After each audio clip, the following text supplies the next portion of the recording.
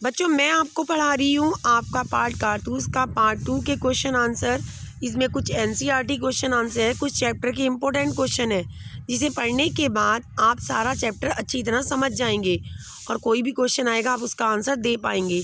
संवार के जाने के बाद कर्नल क्यों हक्का बक्का रह गया? जिस वजीर अली को पकड़ने के लिए कर्नल महीनों से जंगल में खेमा लगाए हुए था, वही वजीर अली जान हथेली में लेकर उनके खेमे में आता है और खुद को मारने की बात कहकर उनसे 10 कारतूस ले जाता है और नाम पूछने पर अपना नाम वजीर अली बताता है।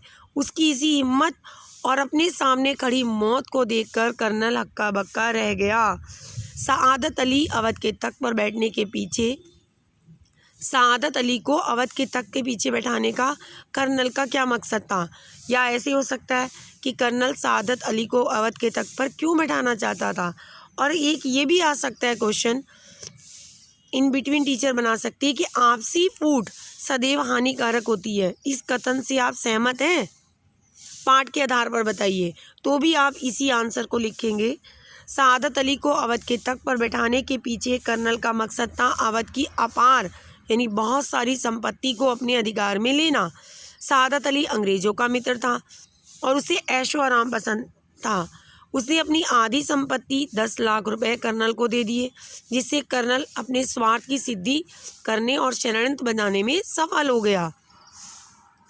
कर्नल कालिंज का खेमा जंगल में क्यों लगा हुआ था? तो उत्तर, कर्नल कालिंज का खेमा जंगल में वजीर अली की गिरफ्तारी के लिए लगा हुआ था।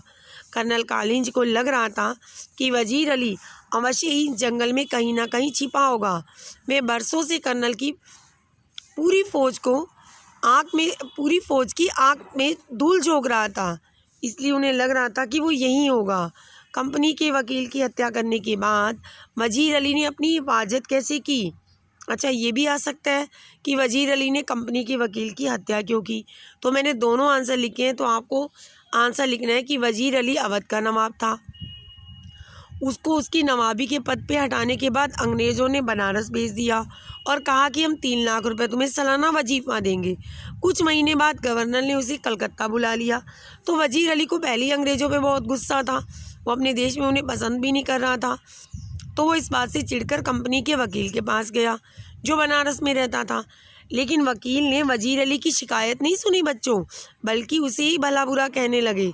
वजीर अली को गुस्सा आया, उसने खंजर निकाला और उसकी हत्या कर दी।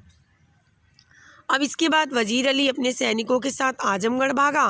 वहाँ के बादशाह ने उसकी हिफाजत की और उसे घाघरा तक पहुँचा दिया और तभी से वे जंगल में छिपकर अपनी शक्ति बढ़ा रहा है।